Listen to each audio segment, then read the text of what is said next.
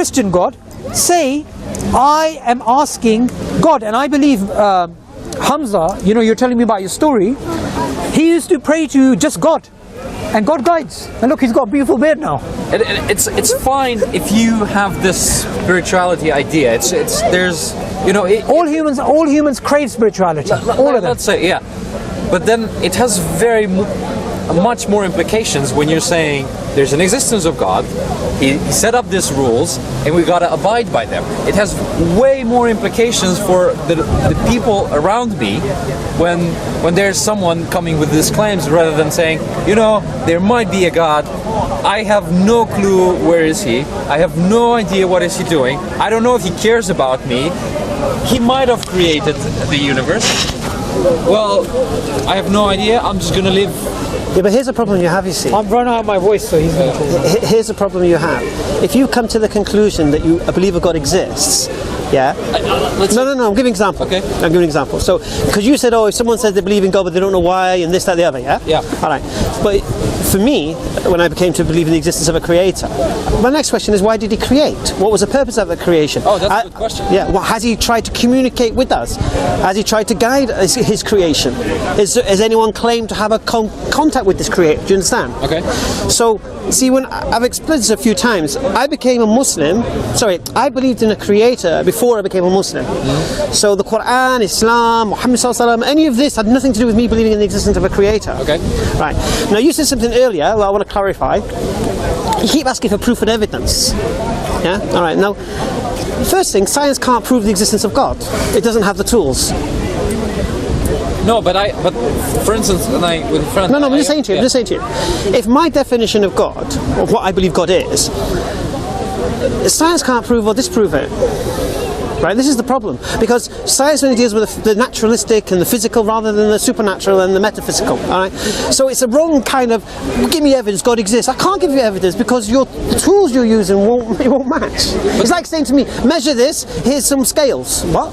But is then in your model the God Almighty, all-knowing, and he can perfect knowledge, perfect might. Okay. Yes. So then, and does he want more followers, like people to follow him? Is it something that he desires, like that people follow him and worship him? Yes. Okay. So then he should know. Why does he want? No, stop.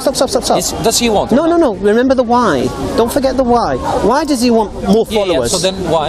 I don't know. I don't know the question. It doesn't make. What could the possible reasons be? Well, my reasoning would be that it's an egotistical God who wants to be worshipped. Yeah, a bit. I would say. So here's what. Then this is where you have to understand is what does my worship of God that God requires? What does it entail? Yeah. So what? Obeying Him. Obeying Him. Yeah. Yeah. Why do I? Which means following His guidance. Yeah. Okay. Who benefits from that guidance? I don't know. I don't know.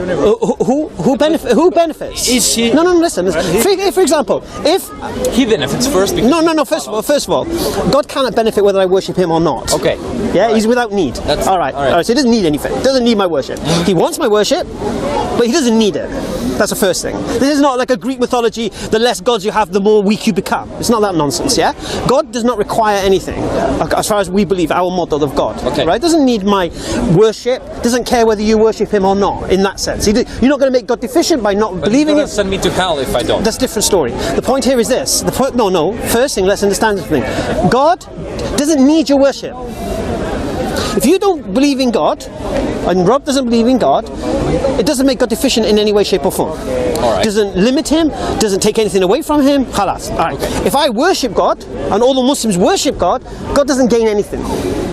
Yeah? Okay. He doesn't get extra stuff and become more strong or anything like the Greek mythology nonsense. Okay. So the reason is, like I said to you, why does God want me to worship Him? Well, He wants me to worship Him to follow His guidance to benefit myself. Yeah? All right. So for example, I've used this example many times. Maybe I'll use a different example. Gambling. Yeah. God tells me, don't gamble. Yeah? So by me not gambling, I worship God. I obey God and I don't gamble. Who benefits from me not gambling? You benefit. Alhamdulillah. Yeah, yeah. So, by God wanting me to worship Him, why? Because He wants the best for me. Okay. Do you understand that principle? What's the story with the pork? Do you understand that principle? Yeah, I understand the principle. I just don't see in every... No. Here's the problem, you see. Yeah? We look at the things that we can see. Yeah, we can rationalize about what has God said not to do, what has God said to do. Yeah, and the things like, for example, alcohol, gambling, sexual immorality, interest dealings are standard. Sexism, standard. Yeah, protection of women, standard. Caring for your parents in their old age, standard. All right, alhamdulillah, these are good to your neighbour. Okay. Yeah, standard. Feed the poor, giving charity. Yeah. Those are all fantastic things. Okay. Right, listen. So when it comes to pork, who knows? Now, we don't know what the pork is for, the pig is for. We're just told not to eat it, yeah? We love pigs more than you. Yeah? Because you kill and eat them, we don't, yeah? Well, I'm a vegetarian. Oh, alhamdulillah, alright. Reason so. Yeah, well, again, you being a vegetarian as it goes against... Anyway, the point here is this. The people who eat pigs, we love pigs more than them. Because we don't kill and eat them.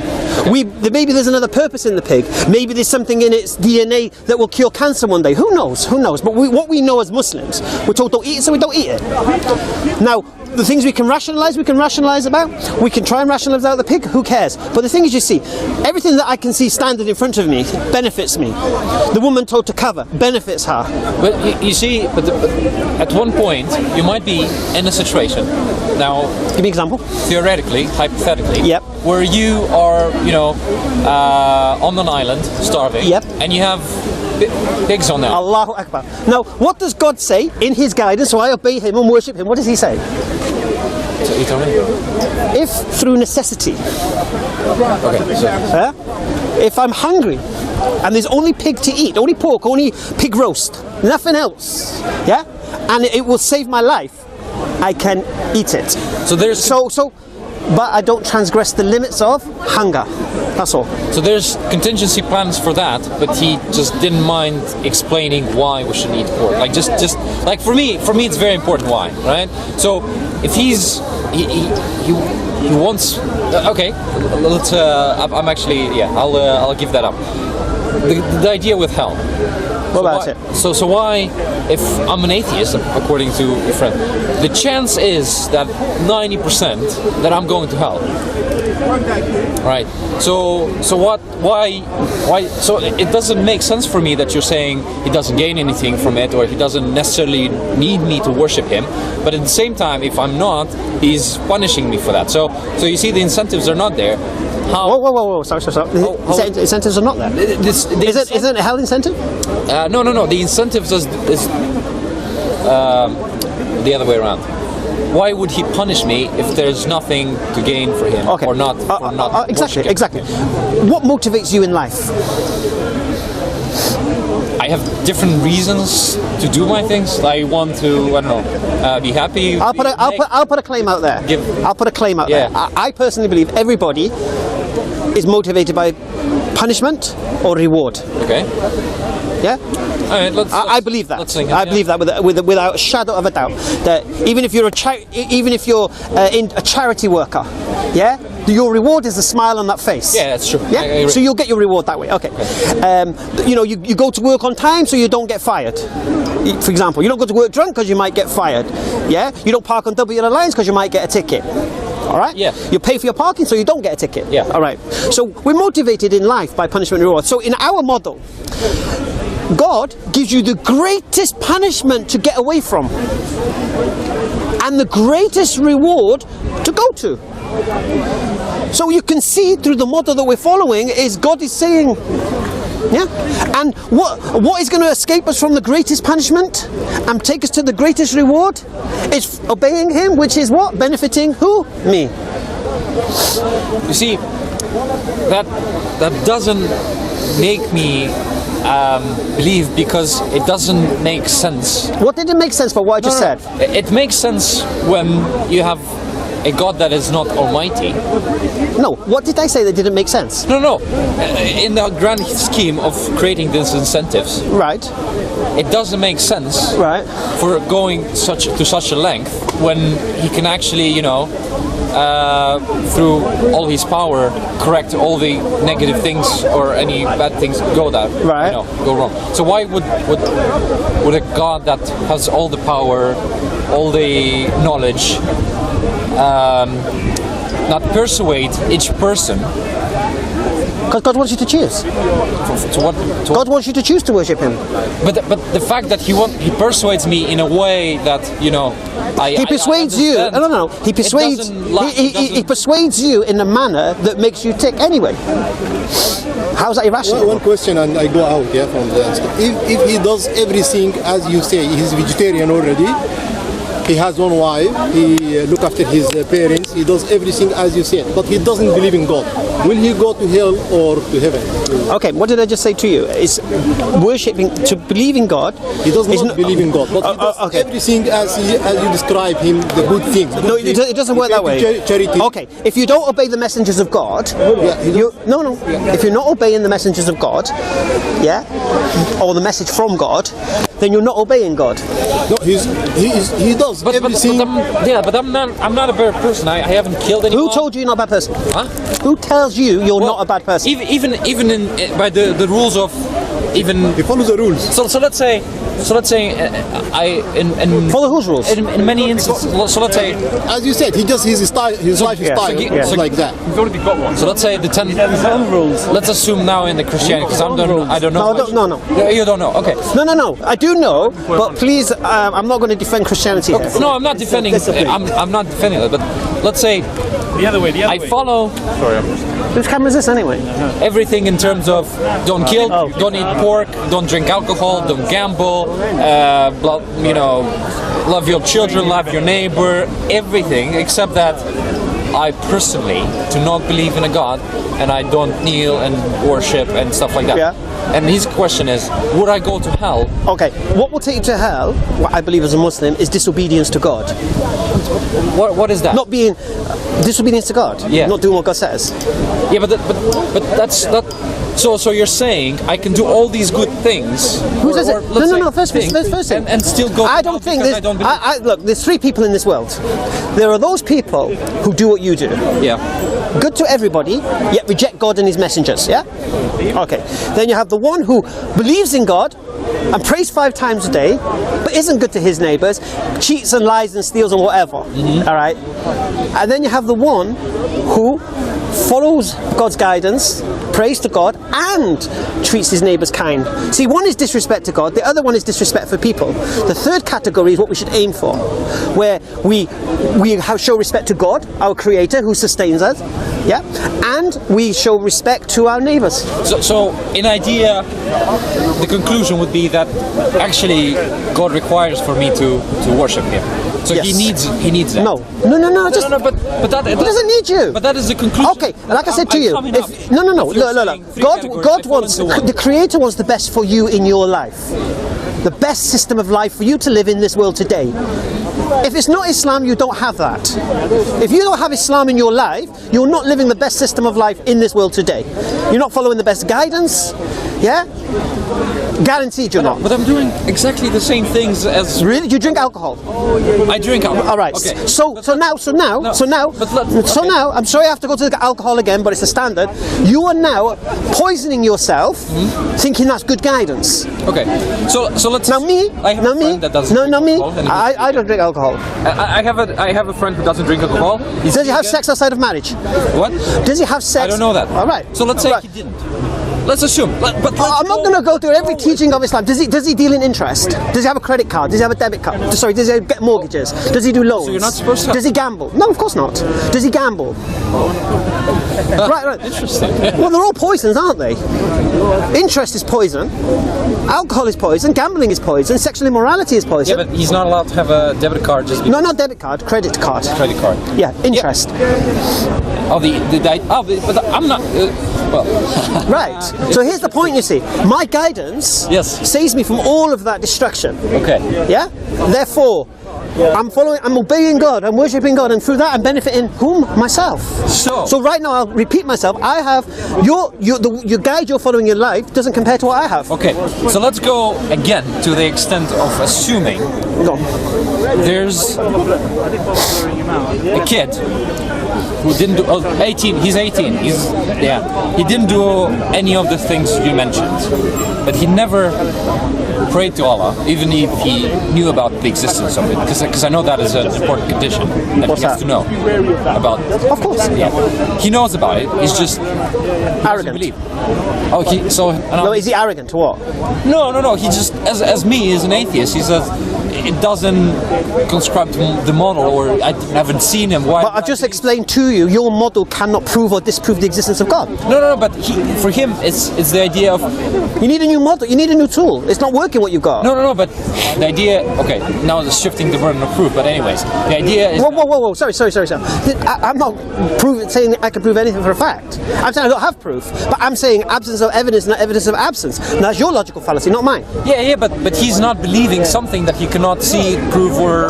But you can't. The tool you're trying to use cannot do that job. Do you not understand that? Okay. Like I said, I'll repeat myself. It's like me saying to you, go measure how long that is. Here's some scales. How can you measure how long something is with scales? You can't. So you're asking me to prove something using a tool, right, that can't be used to test that thing. No, but then again, that is beside the point. The point. No. That is a point. That is the point, because that means, according to your naturalistic understanding, there can never be any evidence for God. Let's go back to the idea of. No, belief based on reason. Of that man. You're saying he's arrogant. I'm saying he just doesn't believe because he doesn't have any Okay. reason. Did you not hear what my brother Sabur said? He says, as a category, there's hell. Allah in His wisdom can forgive whom He chooses. I don't know. I don't claim to know. I'm not a Christian here. I'm not one who knows I'm in paradise now. I don't know that. Like I said, don't try and get me to defend Christianity here, because I ain't a Christian. No, but I'm not. No, but they believe they're saved and that's it, they're done. I don't believe that. So is he going to hell or not? I don't know. So, We don't know. Well, I'm just saying to you, our Prophet Muhammad ﷺ said he doesn't even know if he's going to paradise. So who am I to say whether someone's going to hell? I don't know. Only Allah knows that. Only Allah knows whether you're going to go to hell or heaven. Only Allah knows that. So we don't question he's going to go to hell because he does this. We don't know. Maybe Allah will judge him on his reasons for rejecting God. Maybe the person trying to teach him about God touched him in a harsh way. Okay, on the other hand, the same question but different way. Yeah, the person who believes in God, but he. I've just answered that. No. Go on. No, you have to wait until Go people on. finish with the question. I was having a conversation with my friend here. No. This completely different. The same question, but in the inverted way. Yeah. If the person he believes, he does believe, but he commit sins. Right. Yeah. Right. Will he go to heaven or? I don't know which part I just said. I don't know who's going to heaven and who's going to hell. Yeah. That's good answer. Yeah. Alhamdulillah. Again, yeah. You know, but we know so many ways can expiate sin. Having wudu before salah expiates sin. Praying your salah expiates sin. Giving in charity expiates sin. Fasting expiates sin. So we don't know what sin will be forgiven. Repentance expiates sin. Yeah? We're not Christians. okay. So then again, going back to the idea. So you're saying. I'm saying to you, I'm going to say it to you. Who goes to heaven and who goes to hell is not my judge. Okay, it's fine. That's completely fine. For example, I'll give you an example. I'm getting done at the moment for some points on my license. Now, it's mandatory I'm going to get banned. But the judge can use his discretion and say, because it's going to cause me extreme hardship, whatever, even though the law says I should be mandatory banned, the law can use its discretion and say, because it's going to cause me hardship, livelihood, whatever, they can suspend the ban. Yeah? Okay. So even though the law dictates that I should have a mandatory ban, there's still discretion from the judge. Same principle with God. God can forgive whom He chooses. So going back. See, here's the thing, you see, I had this conversation a while ago with an atheist. Yeah. And basically what he's saying is that if when we both die, and you're right, and there is no God, yeah, that I'm the loser somehow. Because why? Because I haven't been able to live life as I choose. I've lived life as I've been told to live it. Yeah.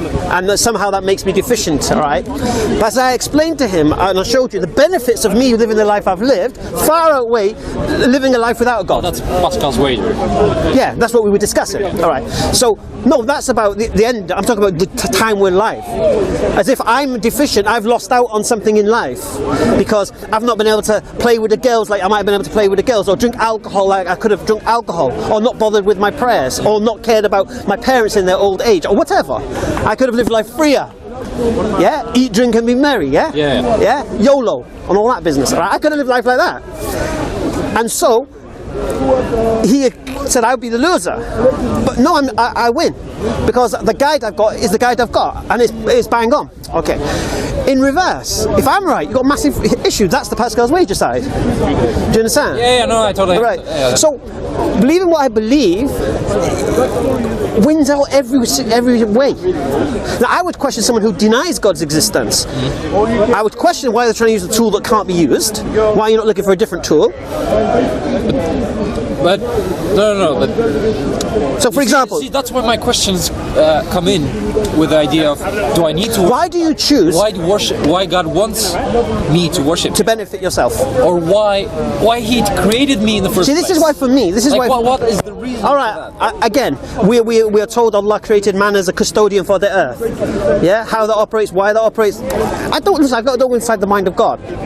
Yeah. See, as a scientist, you only know about the hows, not the whys. Now you're asking me about whys. I don't know everything. We only know what Allah has disclosed to us. But this is why I say, you all talk about Greek gods, Christian gods, and all this nonsense. Yeah. For me, only the Islamic model of God works. Every other model of God collapses. There's no guidance. How come? All right. There's no guidance. Okay. So what? What if you find a book that also says define? How do you make the difference between the Quran and The guidance. What do you mean the Quran and what? and other holy books? Well, the Quran is unique, isn't it? How is it? There's no book like it. How is it? Not like any other book. No. That's a chat. That's No, but that's why I'm. How is it that is not like any other book? Okay. First thing, I'm not an Arab, so I can't challenge that particular challenge of the Quran, where it says bring something like it. But what I know of is the Quran today is the Quran today. Whether you're a Shia, or whether you're Ahmadiyya, or wherever you are, the Quran today is the Quran today. It doesn't change. Unlike Christianity, depending on which denomination, which Bible you use. If you're Catholic, you've got 7 extra books. If you're not, if you're Ethiopian Bible, you've got 8 extra books or something like that. Yeah. Okay. Yeah. If you're a King James Bible reader, you'll have more verses in it than an NIV reader. There's all different stuff going on there, right? This indicates to me man's involvement. All right. So when I read the Quran, have you ever read the Quran? No, I have one. I want to read it one day. You need to read it.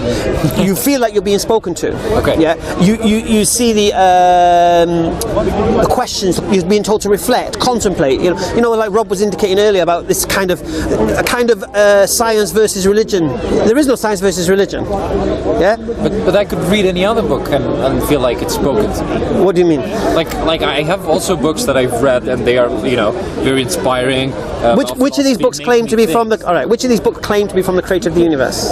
None of them, because they are right. not. Well, the Quran does make that claim. Okay, so the idea is that it's written in the book that is claimed to be made by God. So what? So and then I assume there might be other books that have the same claim. How would you make a difference? Okay, we test the claim. How? Well, what's the claim of the Quran? Well, again, go back. The Quran claims that it's no. Then it gives you a falsification test. Like what? Well, you don't know. No, but what's a falsification test for you? What is well, the Quran tells you that falsification test of the Quran is one. I know he's going to try and come with these errors. All right. One is reproduce it, bring something like it, and you can't and you shall never. So the Quran states that you'll never be able to bring anything like it. Yeah. Like it in what way? As it is. No, but that's what I'm saying. A lot of people can. Can come up with the book. Okay. So what I'll say to you is, again, as you were presented with the Nobel Peace Prize for bringing up the natural understanding of the basics of reasoning, yeah, you'll get another Nobel Peace Prize for bringing up a book like the Quran. You get two awards. So then, and they'll pay you billions. So okay, let's say. So that's the first point. Now, masters of languages, computers have not done this. Probably not a lot of them are interested in that, but let's say... No, of course, it's the eternal challenge. How can no one be interested in it? It's a challenge that is yet to be met. Second point, if this was from anyone other than Allah, inside you'll find many contradictions and error. So for the Quran to be incorrect, you find the contradictions and error. Now they try to go on about this sperm coming from the backbone nonsense, and this basically is a complete misunderstanding of the Quran. You have people trying to read the Quran and then just tell you what it means to suit their agendas. Yeah. For example, this is one of the claims. They say that the Quran says sperm comes from the backbone. The Quran doesn't say that. Yeah, but you see, what I'm trying to boil down to. I know you're boiling down to. Is that there's no way for you one day. I'll just give you a falsification test. In 5 years. What's a falsification test? For what? What is a falsification test in science? Well, you come up with some evidence and say that the model doesn't work. Allahu Akbar. So you bring up something to disprove the test, isn't it? Yes. So produce your evidence to go against the test. No, but I'm putting a different question in this case. I know, but I'm saying to you, the Quran has given you 2 falsification tests. One for the Arabs, one for you. Well, there are people that say that some of the verses do not concur with the reality, like the description of. Give me one teaching of scientific fact that contradicts the Quran. How is the earth described in the Quran? No. Give me one scientific fact, what the Quran is, what the science is, fact, proven, empirical, observable, testable evidence, and then you show me how the Quran contradicts that.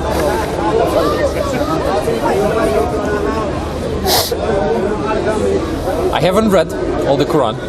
No, but you must have some kind of scientific fact in your mind.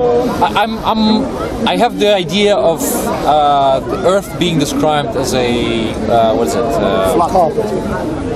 a plane, sort of, more like a plane rather than Spread out like a carpet. Yes. Okay. Do you live in a house or a masonette? Or a bungalow? In a house. In a house. Do you have stairs in your house? Yes, I do. Carpet in your house? Yes, I do. Flat?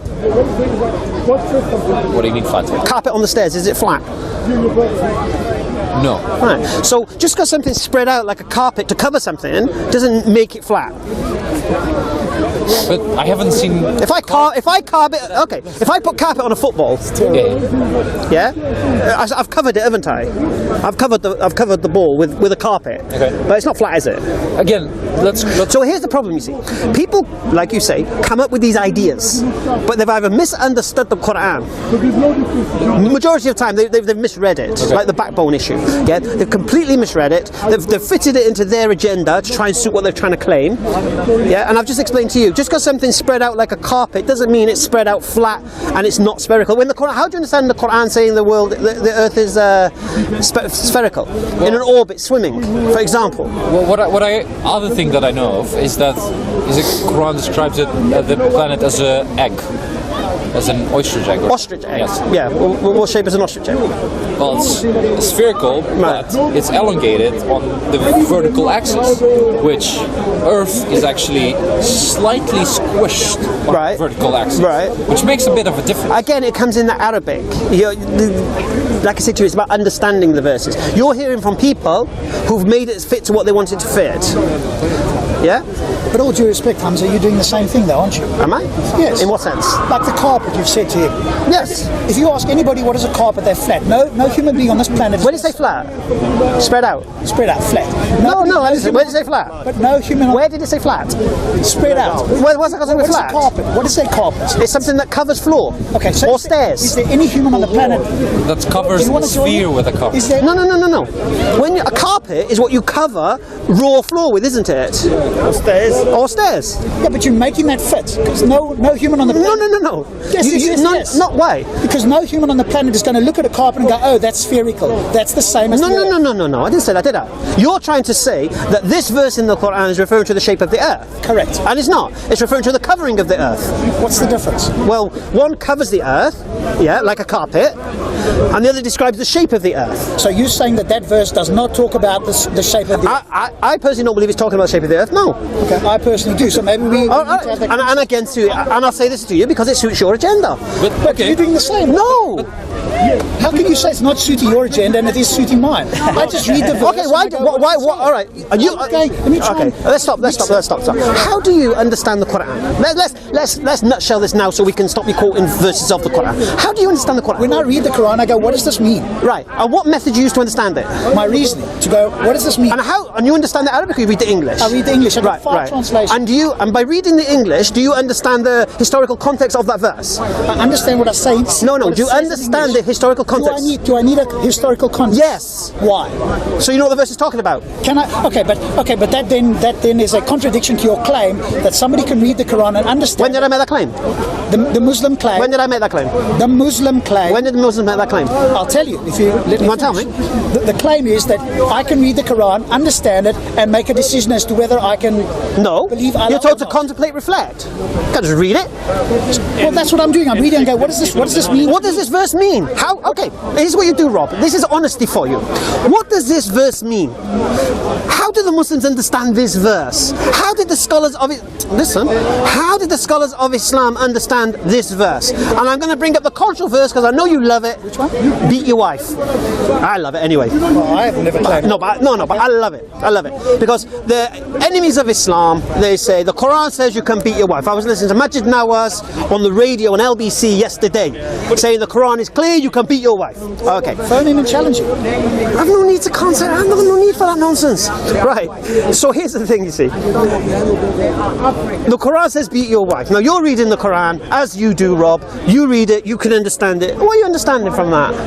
What does the verse actually say? It says, if you feel disobedience amongst your wife, first admonish her, separate, and then beat her. Yeah. Right. How do you understand that? So beat you mean? How do I understand? Yeah. That's to physically hit. Physically, how? How? Is there limits to the beating? Does it say any limits in the Quran? No. Okay, so then anybody can choose to interpret. Yeah. However So they can say they can slap her about a couple of uppercuts. All right, okay. And this is evidence, and I know you're a scientist, so this is empirical, testable, observable evidence. Your method of understanding the Quran is flawed. Okay. All right, because we as Muslims, when we see a verse of the Quran, the first question we ask, how do we understand what it's saying? So then we will see, did the Prophet Muhammad sallallahu alaihi wasallam, the messenger who brought the Quran, explain this? Yeah. So what did he say about this? When we see what he said about this, we know it's not what you think it is. It's something else. Where did he talk about this? In the Hadith. Okay, so you've got. So you have to read both. Allahu Akbar. So you have no. What you have to do is understand what the Quran is saying. Now, the one who brought the Quran is the one who helps you understand the Quran. So, for example, the Quran says to pray, doesn't show you how to pray. The Quran tells you to fast, doesn't show you how to fast. The Quran doesn't set the limits of zakat. Yeah. So there are many things that Islam teaches which are not found in the Quran, but the basic is there, and then the Prophet Muhammad sallallahu alaihi wasallam explains those verses to you. Yeah. So what he explains. So, for example, it's like you buying a brand new phone, yeah, and you get the manual with the phone, and then you get a knock on the door, and you got the guy from Samsung who wrote the manual, explaining the manual to you. Yeah, that is exactly what Islam is. You have the Quran, then you have the working example. See, this is the difference between Islam and Christianity. See, Christianity is so abstract. You're supposed to be like Jesus, but you say Jesus is God. Not you, Christians. They believe Jesus is God. How can you be like Jesus? Jesus was never a father. So how do I take my example of being a father? Jesus was never a husband. How do I know be a husband? Right? It's so abstract. The beautiful thing about Islam, we have a man who shows us how to follow the Quran and understand the Quran. About this verse. Allahu Akbar. When it comes to beating your wife, don't hit the face. Okay. Don't leave a mark. Leave a mark. Don't cause pain. Can you just for the record here? Have you got that I can go look this up? So what? Google is your friend, Rob. Yeah. So you haven't got a verse. Google is your friend, Rob. All right. Just say beat your wife answering Christianity, or turn the tables. One of those will, or yeah. Anyway, so listen again. Can't cause pain. Can't leave a mark. Can't hit That's the not face. the definition of beating. Allahu Akbar. No, it's not the definition of beating Rob thought it was. That's the point. Okay. But Now listen. Those three things, those three conditions, yeah? Now we go back to the Quran. So as a Muslim now, I read the Quran this way. What did the Prophet Muhammad say about this? So according to the Muhammad sallallahu alaihi wasallam, the understanding of this verse, can I hurt my wife? No. Yeah? No, I can't. And then what we do, we look at the rest of the Quran and all the hadith of the Prophet Muhammad ﷺ with regards treatment of wives. Yeah? And what do we find? Women are the twin halves of men. Men are the protectors of women. Yeah? The best of you is those who is best to his wife. So all of these things added up tells us, yeah, you can't beat your wife. Right? Now listen. Rob's understanding of the Quran, DIY job, you can beat your wife. Yeah, that's not his fault, because that's how you're understanding it, right? But that's every... Now here's the problem. When he reads the verses about the carpet, yeah, he does it the same way. Yeah, but you see, that's exactly. That's the basic. See, every Islamophobe tries to use beating the wife to try and point this idea of Islam. It's misogynistic. Even Majid Nawaz again. I'm going to quote him again. He's a Muslim, but not your sort of... Well, he's not. According to his words, he's not a devout Muslim. He was caught in a club, strip club, drunk, and he. Muslims make mistakes. What's the third one? What's the third one? Oh, the third one is this. He doesn't believe the Quran's from God. Okay, that's a kind of killer. That's a kind of. But anyway, between him and Allah, not my business. But the point here is this: he says the Quran is clear that women do not get the same inheritance as men. Right? Or listen. Women do not get the same inheritance. So if a father dies, that son will get 2/3, and the daughter will only get 1/3. This is misogynistic. This is oppression of women. Yeah, that's how you would read the Quran as Rob reads the carpet verse. Okay. What does the Prophet Muhammad say about this? The son has to take care of the women of the family with his share, whilst the daughter can do what she likes with hers. So there's a reason why he gets more, because he has to do more with his money. Just for example. But you wouldn't know that if you just read the Quran like Rob does. You quote the Quran and that's it, without looking at everything else. This is why in Islam we have scholarship. Yeah? So a scholar will look at a verse of Quran, will look what the Prophet said about it, look at the rest of the verses with regards to the same matter, yeah? Look at any of the hadith with regards to the same matter, and from that derive jurisprudence from it. And then I, as a Muslim, alhamdulillah, will follow that guidance. So, I concede... Do you understand that? Yeah. Alhamdulillah. Do you understand that, Rob? Quoting from the Quran is dangerous? Okay, but then that undermines the claim of all you need to do is read the Quran and you'll understand Islam. Where does it say that? Where's that claim made? Everybody that I ask says... I'm not interested in everybody you've spoken to. I'm talking to you and me. Muslims. Okay, so... Just explain that there were some verses that... Yeah, in the Quran is clear. I've had this discussion with... Who was it we were discussing with? Jonathan. Okay, in the Quran it says some verses are clear and others are ambiguous. Yeah? And only the people of knowledge understand these verses. Okay, but the book is designed, the message is that everybody who reads the book can come to an understanding and accept Islam. Is that what are you saying that's not the case? What I'm saying to you is this: some verses are clear, some, I heard that part. And some verses are ambiguous. So how do you understand the ambiguous verses? We look to the people of knowledge. Okay, so the only way we can do it is through other people who claim to have somehow interpreted. Well, sorry, no, we don't talk about other people who somehow interpret. We look to experts in the field of what we're looking at. Why should I accept them as experts though? Because when a Western scholar looks at it, then you claim Islamophobia, X, Y, and Z. So the only scholars that I can accept are Islamic scholars. Have you heard of Karen Armstrong? I've heard of Karen Armstrong. Is she Muslim? Have you heard of Is she Muslim? I don't know what she is. Is she Christian? I don't know. Well, she's not Muslim. Okay. So when other Western scholars... Have you heard of Leslie Hazelton? Have you heard of Leslie Hazelton? No, I haven't heard. She's not Muslim. Okay, have you heard of Tom Holland? Prayer time. Of course I have. Yeah, okay. So he's critical. Well, problem with Tom Holland, you see, whenever there's a non-Western scholar, whenever there's a Western scholar who's critical, there's a problem. No. Yes. It's only when a Tom Holland does what you do.